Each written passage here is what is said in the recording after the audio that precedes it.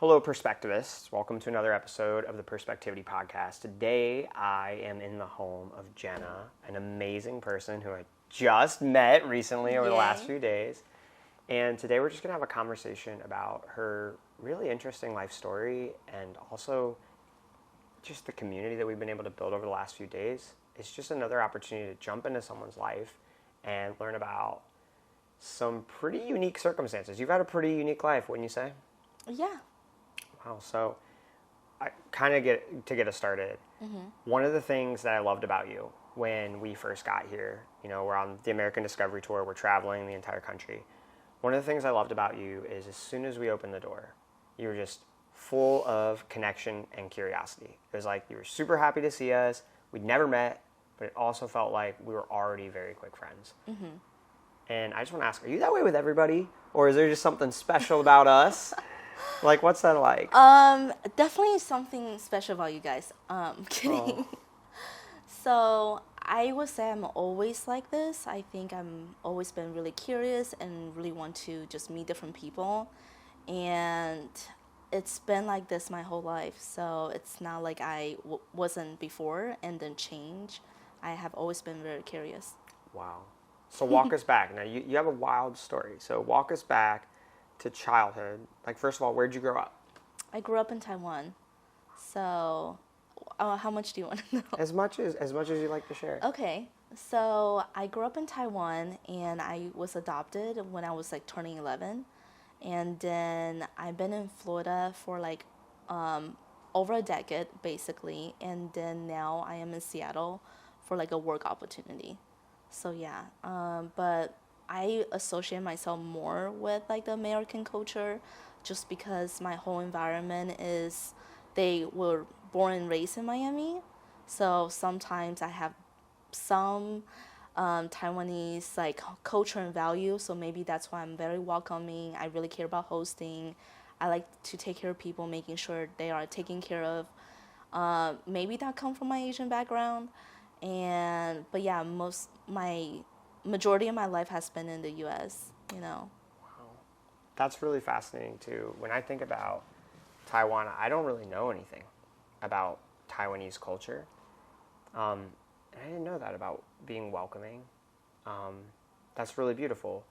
When's the last time you were in Taiwan? Ooh, it's been like over 15 years.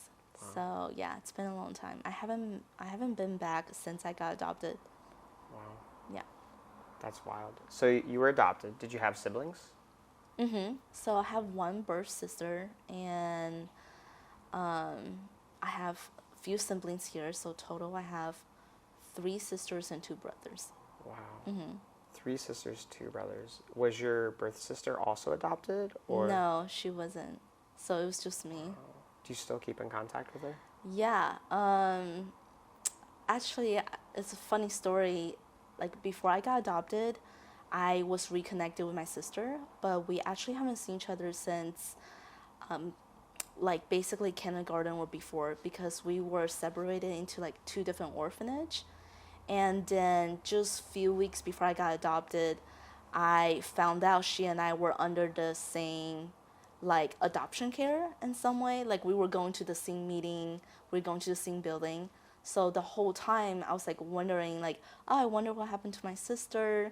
Am I ever going to see her again? Because I was separated from her since kindergarten. So like about 10 years later, I was just like in the building. We, like, for children like who are in an orphanage, we go to this building and we kind of have like a mentor or like a buddy, and we there's like a playroom, so we go there once a week, and they try to keep the environment very lighthearted. It's a playroom for kids basically, and we all had our own like coffee cups, and when I was younger I really envy other people's stuff, so I was thinking, oh, I like that coffee cup with a bunch of cats on it more than my coffee cup that only has a green leaf. And somebody working there was like, oh, that's your sister's coffee cup. She actually comes to the meeting, like comes to the same building like you do. Her meeting's right after yours. And I don't know how long this has been going on because I was like 10 years old at the time. So that was pretty cool. So I was like, wow, I'm getting adopted. I would like to like meet my sister. So they were able to arrange a meeting for us to get together. So that was kind of cool. So it was like my actually like first time meeting her since before I went to the orphanage, since like before I was like probably 5, 6 years old. And then so that was cool. So I met up with her, and she basically told me, "Hey, you might meet my best friend from my orphanage and am in the U.S." And I'm like, "Okay, yeah, I don't really think I'm gonna meet your best friend," but I didn't really say that to her. Yeah. I was just thinking, okay, like I barely know people next to me. I don't even know my neighbors at my apartment right now. Like USA is a really big place. Like, what are the chances that I'm going to meet a best friend? Well, just so happened around the same time, my American parents' friends adopted my sister's best friend. Wow. And they had no idea we were all Wow. connected. It was a really small world. Wow. Yeah. So, Yeah. It was a really small world, and there's more to it too. Because, so yeah, so for the first few years, the best friend and I had like few Chinese New Year together, but then our family had like a falling out. So it was like another 10 years like wondering, oh, I wonder like what happened to my sister and this and that. And at the time I didn't have like social media or email or any computer. Just no way I could like contact my sister, because the only person that knew my sister was talking to my sister was her best friend, and we have already lost connection and we weren't friends on the phone or email of that sort. And then yeah, so about 10 years later, the best friend's mom, she messaged me out of the blue on Facebook, and she's like, "Oh, hey, I don't know if you remember me. You know, we used to have Chinese New Year together." I'm like, "Of course, I definitely remember you." Well, she was like, "Well, I'm sitting next to your sister right now in Taiwan." And so we FaceTime instantly after that. So I definitely remember that moment. It was pretty cool. And then since then, I was able to like communicate with her via like one of the, I forgot which chat that they use in China. I mean, in Taiwan. So it was pretty nice. So now we communicate, but only through like Google Translation.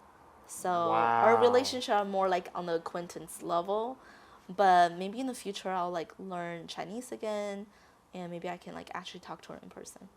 That's amazing to me. Yeah. So, educate me, please. In Taiwan, do they speak Chinese? Or is there a Taiwanese language? Yes. So I'm not the best expert in the language because like I wasn't. It's like there's probably Yeah, multiple languages like- spoken across everywhere, just like in China, Yeah. right? So there is the regional language that they speak, and like I believe it's Taiwanese, and I believe where I came from, like in Taipei, we speak like Mandarin. Wow. So, and then we were also like having to learn English since basically kindergarten, but all I really knew was like Mandarin Chinese. How did you, when you came over for adoption, so you obviously you have to fly over, right? I take it you flew, you didn't take a boat. Yeah. Do you remember flying over? Yeah, I remember flying over. What was that like flying to a whole new world for a whole new family? Yeah, so it's really hard to describe the feeling now because it's something that I never experienced before. But I think at the time, I was kind of like, I'm not sure if I was in shock, but I think I was just numb to it. For me, it was like, well, I guess I'm going to the US. So, like, I wasn't, like, traumatized. I wasn't, like, fighting, you know. I was like, well, this is just the next stage. I must go now. But I remember I definitely wanted to talk to my foster parents, just because they have done so much for me. And I never, like, really thanked them. And when I was younger, I had like a bad habit of I was just really rough. Like I was breaking everything for by accident. Like I don't mean to break stuff. And anyways, I just never say sorry. And I think at that moment, I realized I'm never going to see them again. So that was that was definitely emotional, because knowing like, oh, I'm never going to see them again. I don't know what the future will hold, and I'm going to the U.S. So I remember I really want to talk to them. That's crazy to me. I grew up in a small town, and I mean, people who've listened to this podcast know I lost my mom early. I lost my dad in childhood, but the place was always the same. Like I always lived in the same area for all of my childhood. Every journey away from my place was like, I always had that stable home, that stable community where I just knew where everything was. And that's something I've always like been amazed by is people who've traveled from other countries to live here, people who've traveled even from one state to go live in another state as a kid.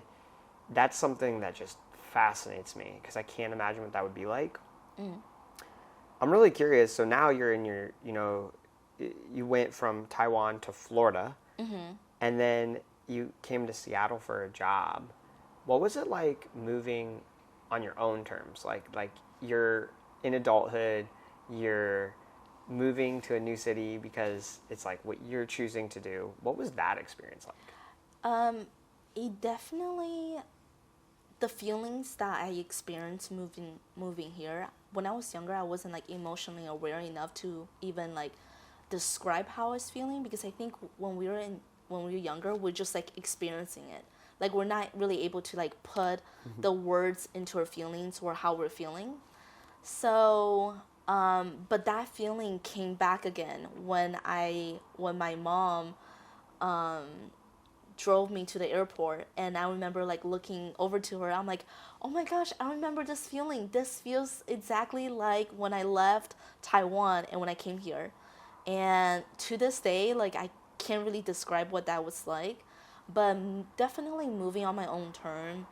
I think now as an adult, it's harder than when I was younger, because when I was younger, like you kind of have to. It's not like you had the choice to. I mean, I could technically say I don't want to get adopted, but still, it was like, okay, well, that's just the next step. I'll just go with it. I didn't really have to think about too much like logistics. But then coming here to Seattle, it was interesting because you basically like packing up your whole life. You packing up your whole entire room. You moving to a different place all by yourself, like no family, no connections, and you basically have to like start over the friend group again, the connection. You have to build a new home. So I think that was a lot. It was a lot more emotionally draining than I expected, if that makes sense. Like from Taiwan to here, I just have to like bring one suitcase and like a backpack.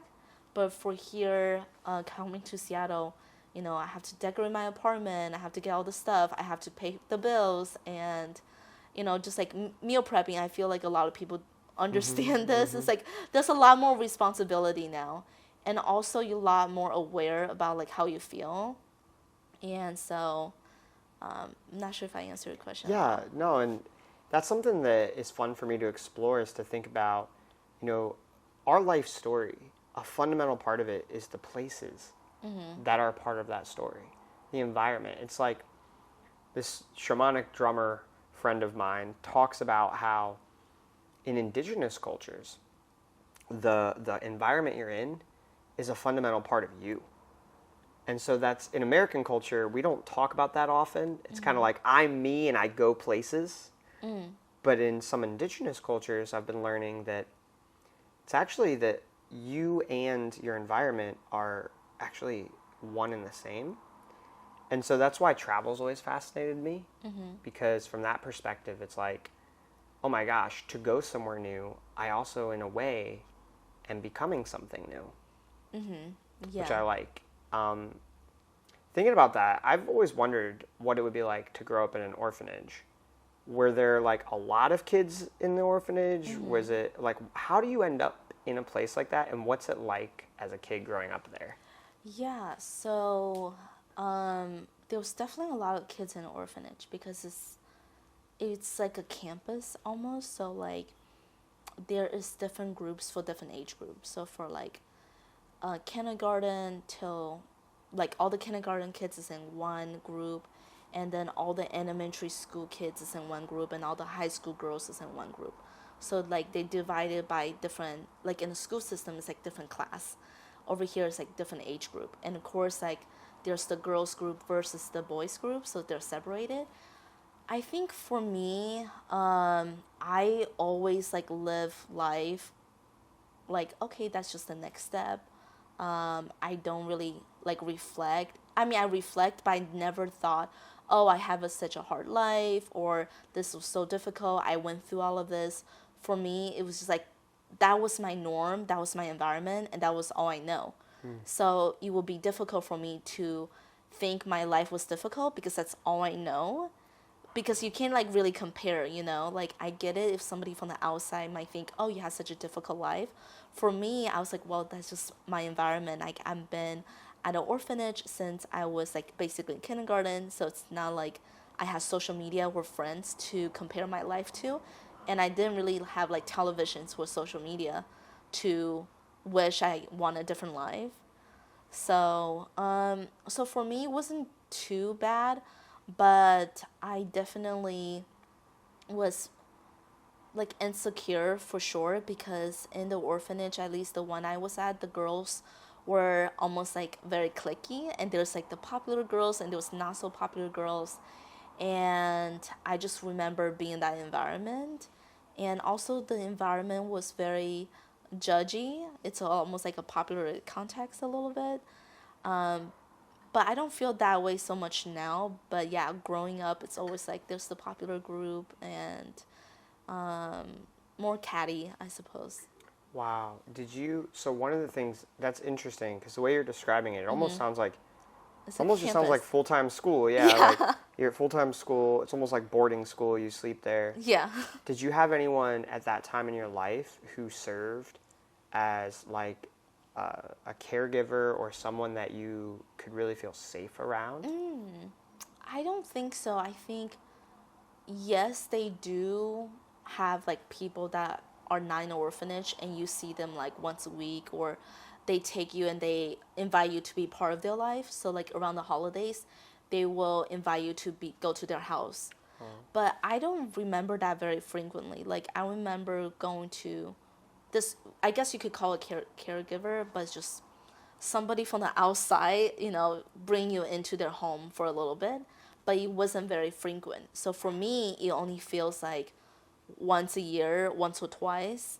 And my memory is not great, so I really only remember one memory where around the holidays, they invited me to their home.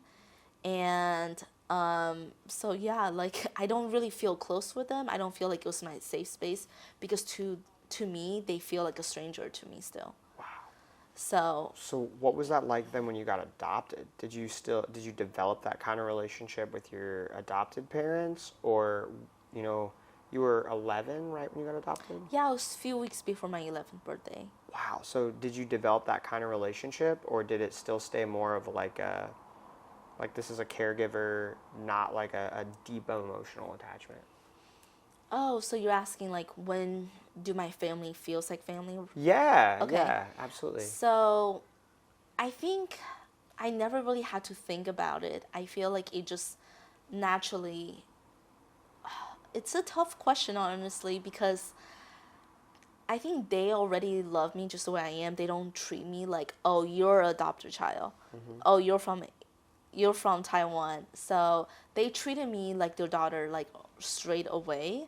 So for me, I never needed to think, oh, this was the moment where I started to feel more like a family. But I think overall, just me, like just us, like over time, I feel like you can start feeling like you're part of a family when you're living with them and you're sharing with them and they're watching you grow up and they're helping you.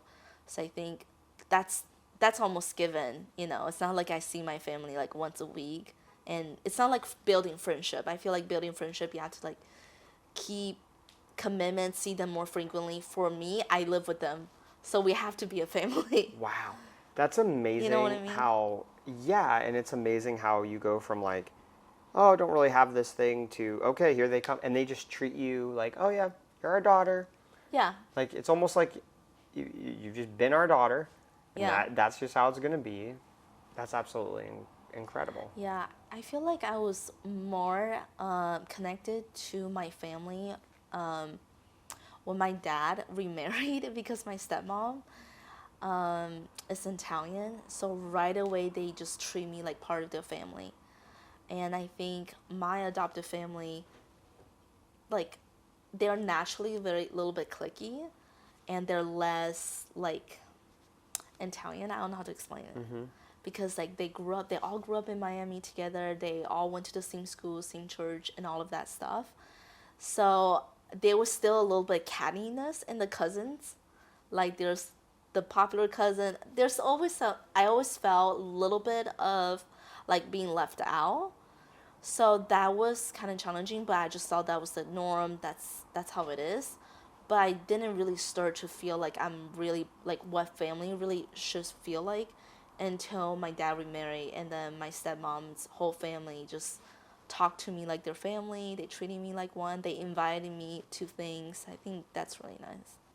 This idea of family, that one thing that I bond with you on here is that, you know, losing my mom when I was really young, I wasn't close with my dad. There's people in my life who felt like my chosen family.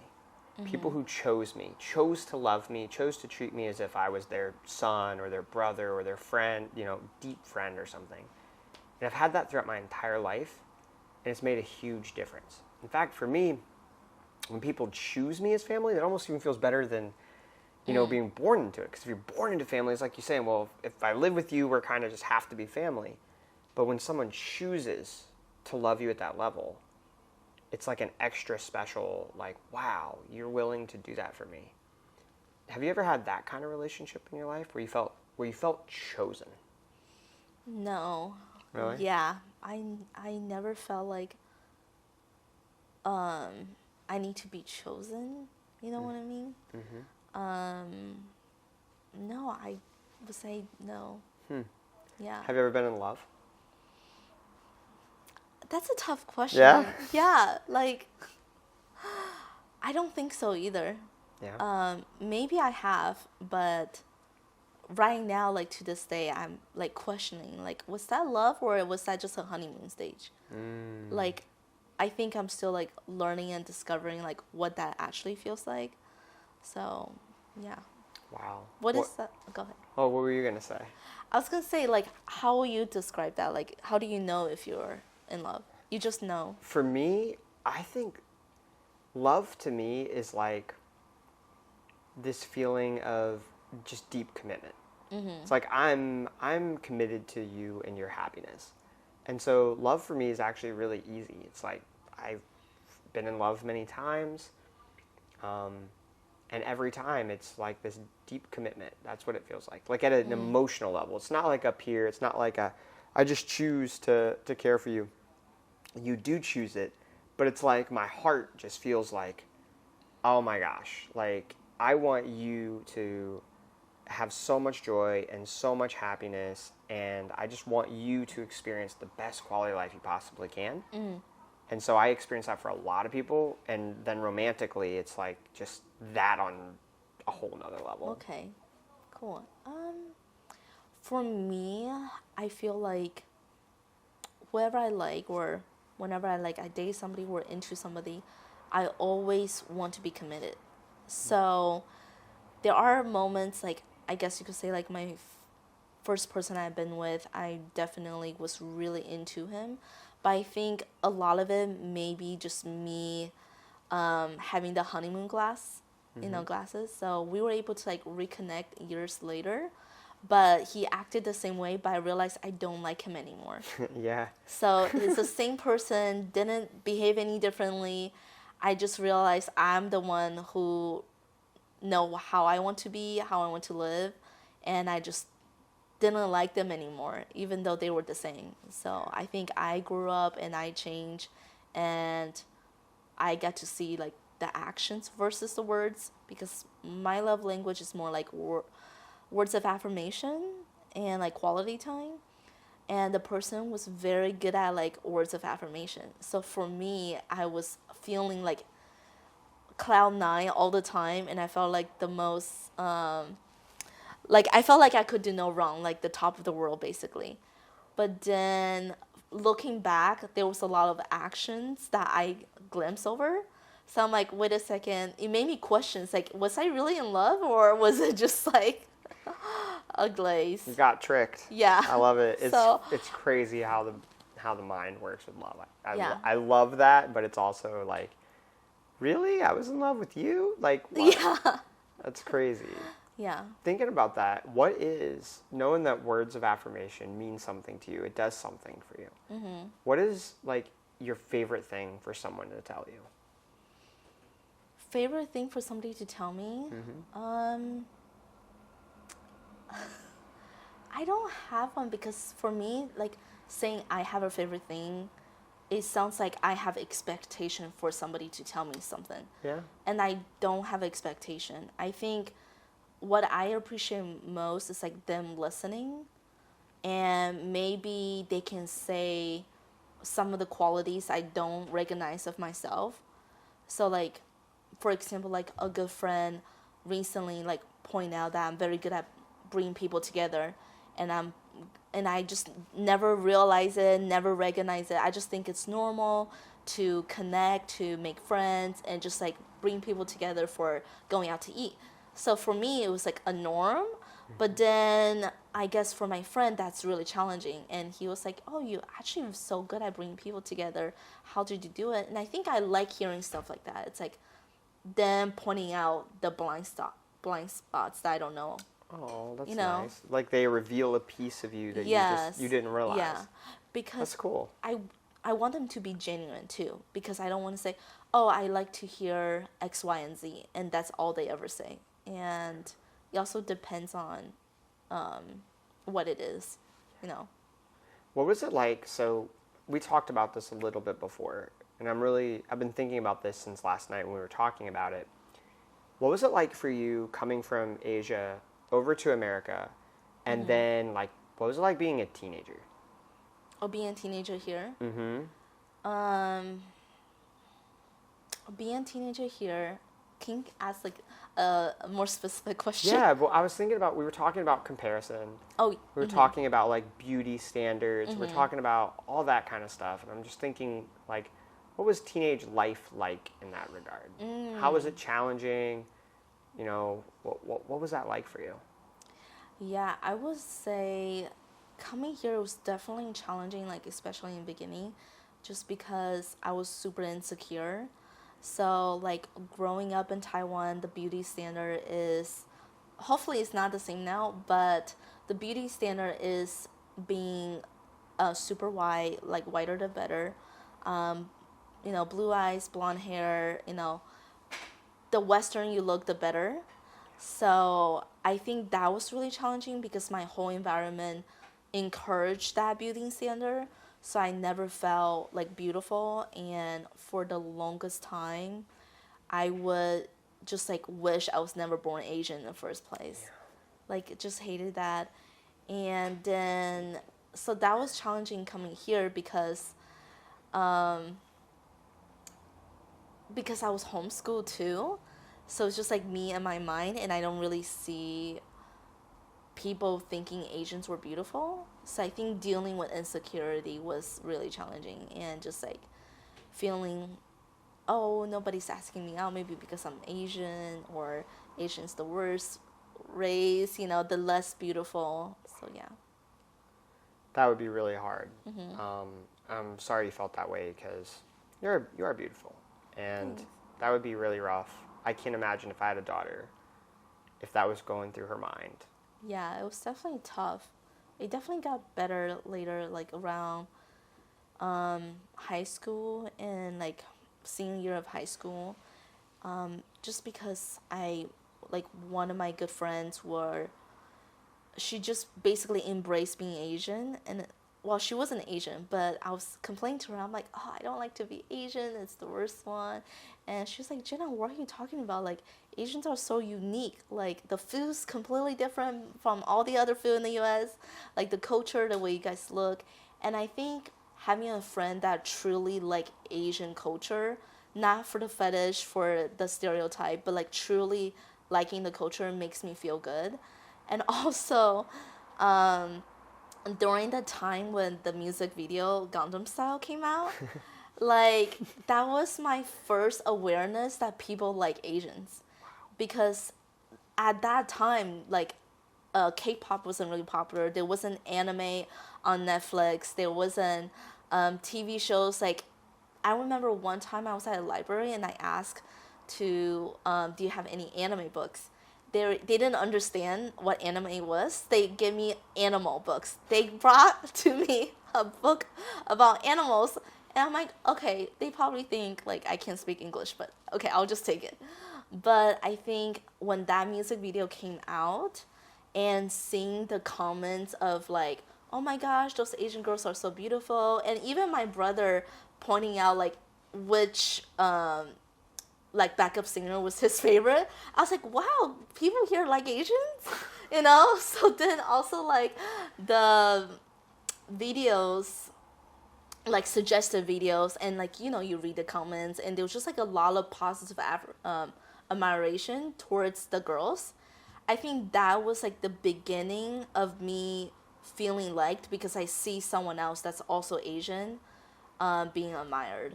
So I think that was like a bit of a turning point. And yeah, so if that video didn't come out, I might have like Thank you, Gangnam Style. yeah. So Changed your life. yeah, like it did the turning point for me. And also, college really helped because there was so many people that were Asians at my college, and it was surprising because my high school there was only a handful of Asian girls. So that kind of like, and I really like only one guy asked me out, so I really thought like it must be me, maybe because I'm Asian. Like I don't know, what. I always thought like, oh, it's because me. I'm not this. I'm not that. But in college, there was a lot of Asians there, and I think just a lot of admiration again towards like the Asian culture. And I was part of a business group, and everybody weren't the typical, the bad stereotype when people like anime. Okay, we all know what that's like. We all have a picture of what that is like. But everybody in the business group were not like that, and they also like anime. So for me, it's like they treat it as just like another TV show. They weren't the weebies, I suppose. Like they all had like good internship, finance, investment banking, accounting, all got into great companies, great job. And, funny thing is like I know people are like from different walks of life, but it was just nice to not have that association towards anime, and they actually like Asian cultures and Asian food, and they're not liking it because of the stereotype, like the submissive stereotype. They actually embrace everything Asian. So I think having a community that also like my culture bring confidence to me too. And I know we all should love ourselves just the way we are, but I think it's a lot easier when your community also like your culture and also like who you are and where you come from, and when they show interest too, like when they show acceptance. I think that really helped. So the college, being in that community is good. And to be honest, because I used to really like anime, and I think I was insecure about that because nobody knew what that was, and they questioned the way I was drawing. They're like, why are the eyes so big? And I think that made me feel a little bit odd, like a black sheep. So I stopped watching anime, and I just stopped being involved because it wasn't the norm. But going to college and people who are really like watching it just like any other TV show made me wish I continued to do what I like, because they liked it and they didn't really care about what other people think at the time. And I think when you're insecure, you're not very, you don't really embrace yourself as much. So yeah. I think that's so important because it's easy to say like, oh, just love yourself for who you are. Mm-hmm. But at some level, you want to know that there's people that you can connect with who will also love you for who you are. Mm-hmm.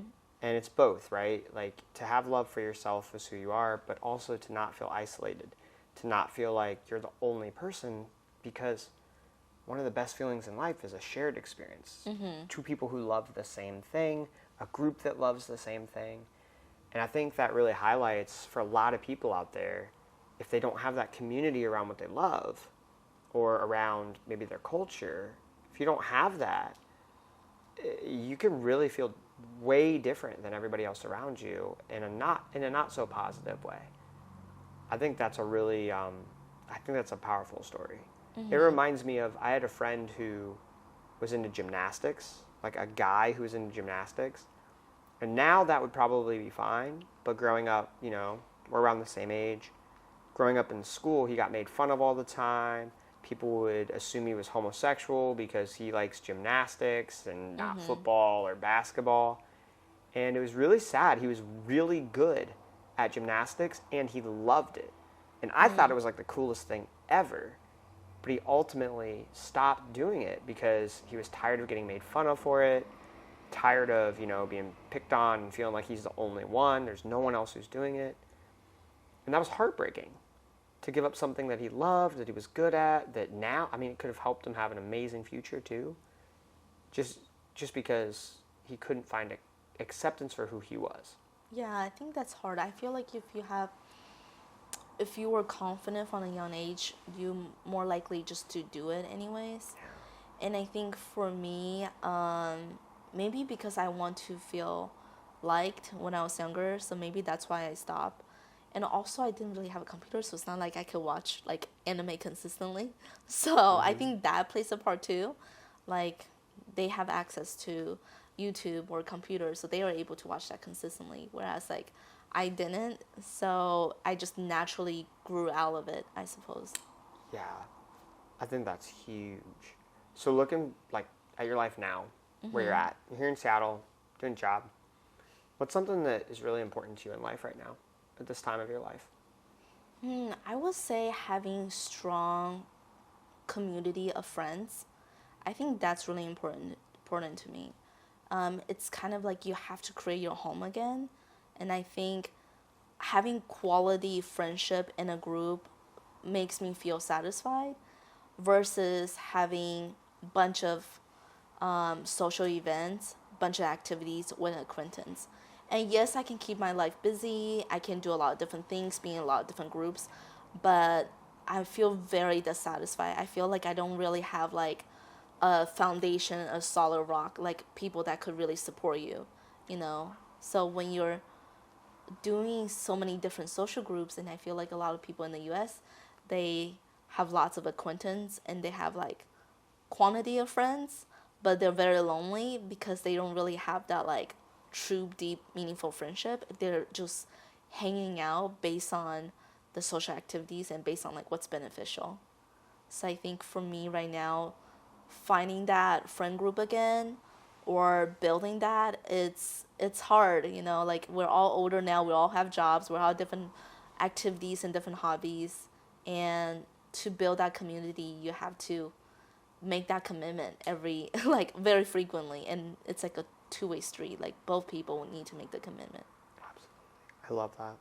I think that's so true, even with what we do, right? So we met from couch surfing, literally people who, it's a community of people who are interested in learning about other people and really sharing time and space with them.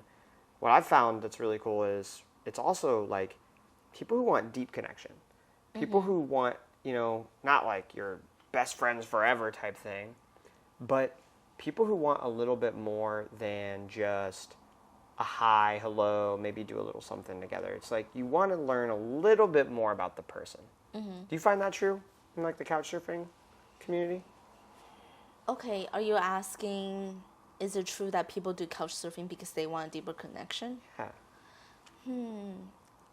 Or at least in your experience, is that what people's wanted? That's what I've seen, but... That's what you've seen? Okay.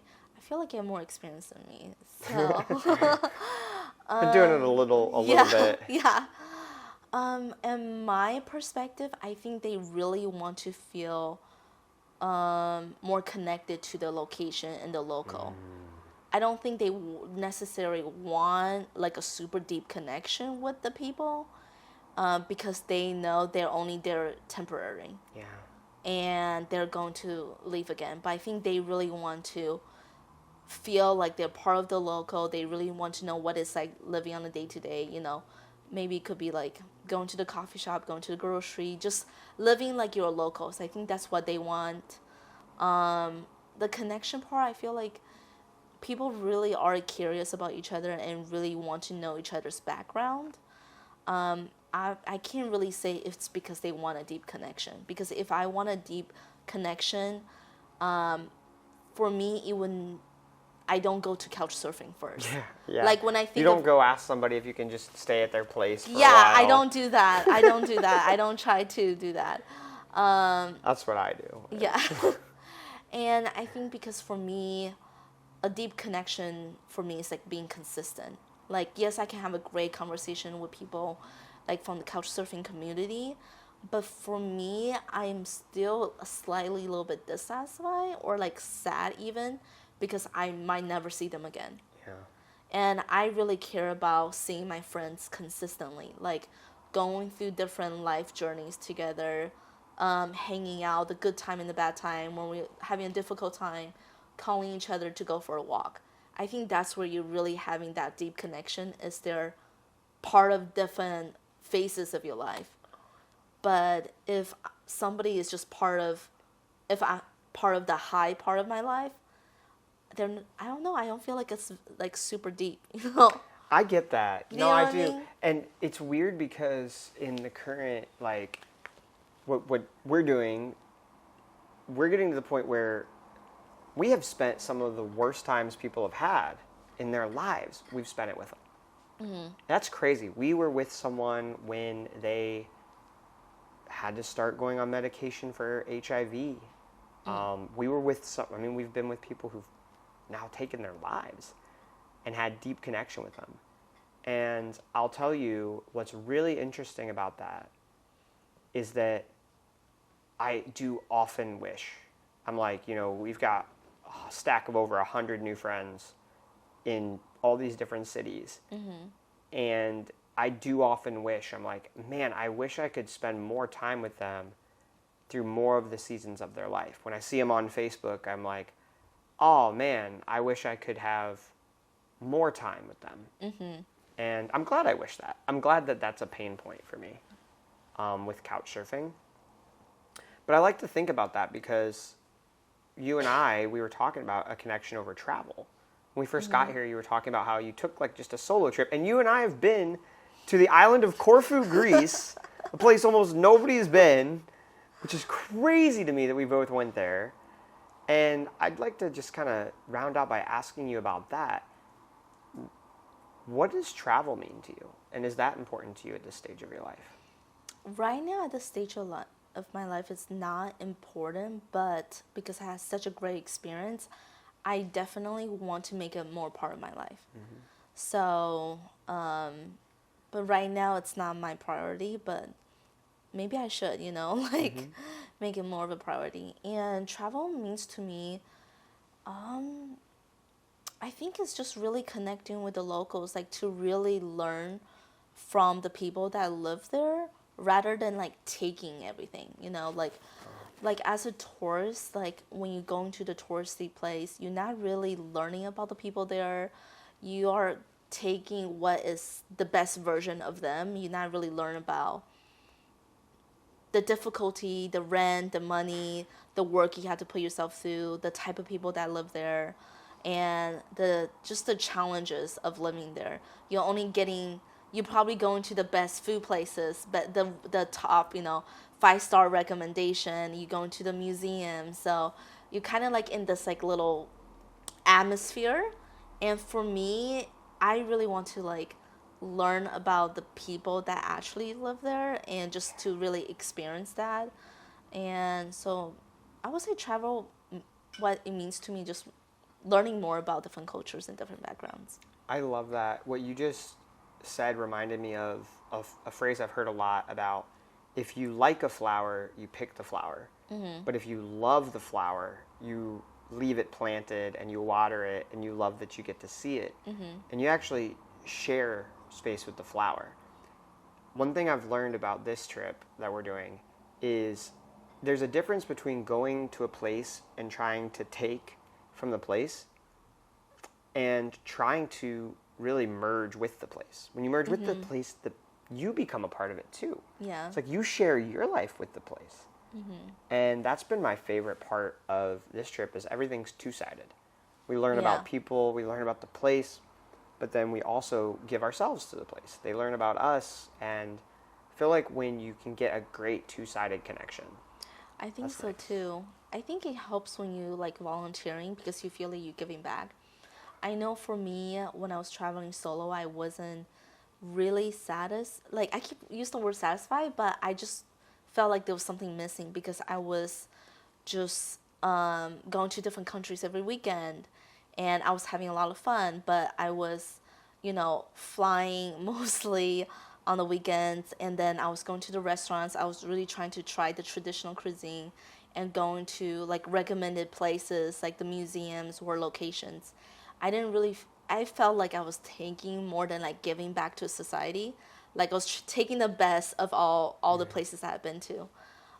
But I think connecting with somebody or just like volunteering or just like, I think that will make traveling a little bit more fulfilling to me. So, yeah. I love that. Okay, to wrap up, one thing I love to ask people is what is like a core value or a life lesson that you've learned so far throughout your life that you really try to live your life by? Ask me the question one more time. Yeah, so what is a core value or a life lesson that you try to live your life by? Right now, I would say being open-minded.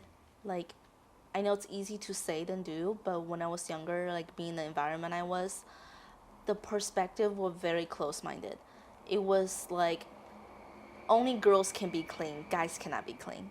It was that, like, I just had this like very black and white idea of like different gender and like different roles. Like only girls are the smart one and the guys are the dumb one, like something silly like that. That might be true. Yeah. So something like that.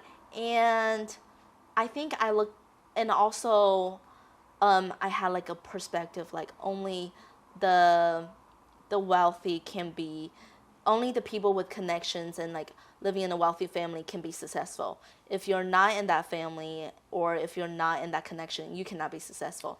So it's too black and white.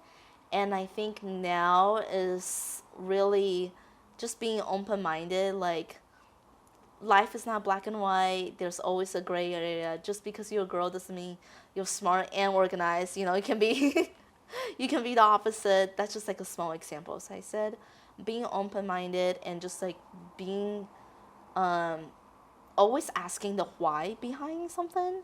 Like if something does bother you, instead of like trying to convince them your point of view, it's more like, okay, why are you saying that? Like where are you coming from? Because sometimes you learn okay, they're saying XYZ because of their background and because of their experiences. I love that. It's beautiful. Cheers to you, Jenna. Thanks.